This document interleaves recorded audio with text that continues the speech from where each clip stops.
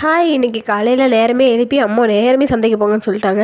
இந்த சின்ன வயசுலேருந்தே செவ்வாய்க்கிழமைனாவே எங்களுக்கு கொஞ்சம் கஷ்டமாக தான் இருக்குங்க. காலையிலே எந்திரிச்சு காய் பறிக்கணும், முருங்கைக்காய் பொறுக்கணுன்ட்டு வேலை செய்ய விட்டுருவாங்க. அதனால அந்த ஸ்கூல் போகிற டைம்லாம் பார்த்திங்கன்னா, செவ்வாய்க்கிழமை வந்துருச்சாங்கிற மாதிரி இருக்கும். ஆனால் அந்த அன்னையிலேருந்து இன்றைக்கி வரைக்கும் அந்த செவ்வாய்க்கிழமை மாறவே இல்லை. இன்றைக்கி காலையில் நம்ம கோழி தான் கொண்டு போயிருந்தோம். கோழி சந்தைக்கு 2 வெடைக்கோழி இருந்தது. அது முட்டை வைக்கிறதுக்குள்ளே கொண்டு போய் கொடுத்துர்லான்னு கன்னி வெடையாகவே கொண்டு போய் கொடுத்தாச்சு. 2 கோழியும் நான் எவ்வளோக்கு விற்றுருப்பேன்னு சொல்லுங்கள். பெர் கேஜி உங்கள் ஊரில் எவ்வளோ போகுதுன்னு கமெண்ட் பண்ணுங்கள்.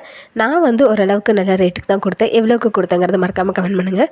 இது 2ம் சேர்ந்து 4 கிலோ இருந்தது. அந்த அண்ணன் பேரம் பேசிகிட்டே இருந்தார். நான் முடியவே முடியாதுன்னு அடித்து பேசிட்டேன். என்னைய பார்த்து என்ன சொன்னார்னா, சின்ன பொண்ணாக இருந்துட்டு இப்படி பேசுகிறியம்மா அப்படின்னாரு. நான் சின்ன பொண்ணா பெரிய பொண்ணாங்கிறது எனக்கு தான் தெரியும். சைஸை பார்த்து அப்படி சொல்கிறாரு. சரி பரவாயில்ல விடுங்க. அதுவும் இல்லாமல் இந்த கோழியை வெயிட் போட்டுட்டு டக்குன்னு கோழியை காணாமல் பண்ணிடுவாங்க. அப்புறம் விலை பேசி முடிக்கிறதுக்குள்ளே போதும் ஆயிரும். அதனால் பார்த்து சொல்லணும்.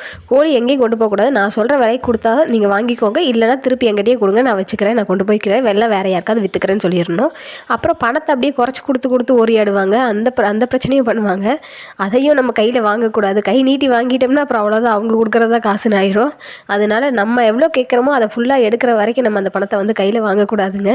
இதெல்லாம் நான் அனுபவிச்சிருக்கேன். ஒரு 2 தடவை ஏமாந்துட்டேன். அதனால இப்போல்லாம் நான் ரொம்ப உஷாராகவே இருக்கேன்னு சொல்லலாம். அப்புறம் நான் சொன்ன ரேட்டுக்கே ஒரு வழியாக முடிச்சு கொடுத்துட்டாரு. நம்ம திருப்தியாக அந்த பணத்தையும் வாங்கியாச்சு.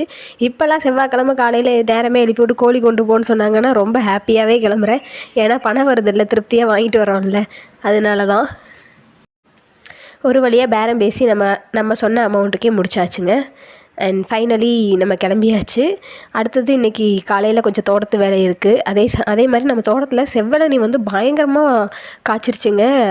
அது காலையிலேயே வெட்டி குடிச்சிடலான்னு சொல்லிட்டு வந்த உடனே சரியான பசி. பாப்பா மேலே ஏறி வெட்ட ஆரம்பிச்சிட்டா. இந்த செவ்வழனி மரம் ஆத்தண்ணி விட ஆரம்பித்ததுக்கப்புறம் நல்லாவே காய்க்குது. அதுக்கு முன்னாடி கொஞ்சம் தண்ணி வந்து கொஞ்சம் அந்தளவுக்கு இனிப்பு இல்லை. இப்போ தண்ணி இனிப்பாக இருக்குது, சூப்பராகவும் இருக்குது. அங்கங்கே குலையில் நிறைய தண்ணி வந்துருச்சு. ஆக்சுவலாக இந்த மரத்தை வாங்கும்போது என்ன சொன்னாங்கன்னா 5 வருஷம் தான் காய்க்கும், அதுக்கப்புறம் காய்க்காதுனாங்க. ஆனால் இந்த மரம் 5 வருஷத்துக்கு அப்புறம் தான் காய்க்கவே ஆரம்பிச்சது. தண்ணியே விடாமல் போட்டிருந்தோம். ஆட்டுக்கு நிழலுக்கு இருக்கட்டும்னு விட்டு வச்சுருந்தா கடைசியில் பார்த்தா நமக்கே நல்லா காய் கொடுக்க ஆரம்பிச்சிருச்சு. பஞ்சாப் மேடம் வேறு பஞ்சாப் போகிறதுக்குள்ளே இந்த இளநீலாம் குடிச்சு தீர்த்துட்டு தான் போவேன்ட்டு இளநியை காலையிலேயே வெட்டி குடிக்க ஆரம்பிச்சிட்டா. அடுத்து நம்மளுடைய தோட்டத்தில் போயிட்டு கொஞ்சம் பாப்பாவுக்கு ஸ்நாக்ஸுக்கு மாதுளம்பழம் எது இருக்கான்னு பார்க்கலான்னு போனேன். எலுமிச்சம்பழம் ஒரு 4-5 உளுந்து கிடந்ததுங்க. அது எல்லாத்தையும் பொறுக்கி எடுத்துக்கிட்டு பக்கத்துலேயே நம்ம மாதுளை மரத்துலேயும் மாதுளம்பழம் இருந்தது. முடிஞ்ச வரைக்கும் நான் ஸ்கூல் ஸ்நாக்ஸ்க்கு வந்து ஃப்ரூட்ஸ் தான் கொடுத்து விடுவேன். பிஸ்கட் வந்து சுத்தமாகவே அவாய்ட் பண்ணிட்டோம். நாங்கள் வாங்குறதே கிடையாது. என்றைக்காவது கேட்டால் அந்த லிட்டில் ஹார்ட்ஸ் மட்டும் வாங்கி கொடுப்பேன். மற்றபடி ஃப்ரூட்ஸ் அண்டு கார்ன் இது போல் தான் கொடுத்து விடுவேன். நீங்கள் எப்படி? மறக்காமல் கமெண்ட் பண்ணுங்கள்.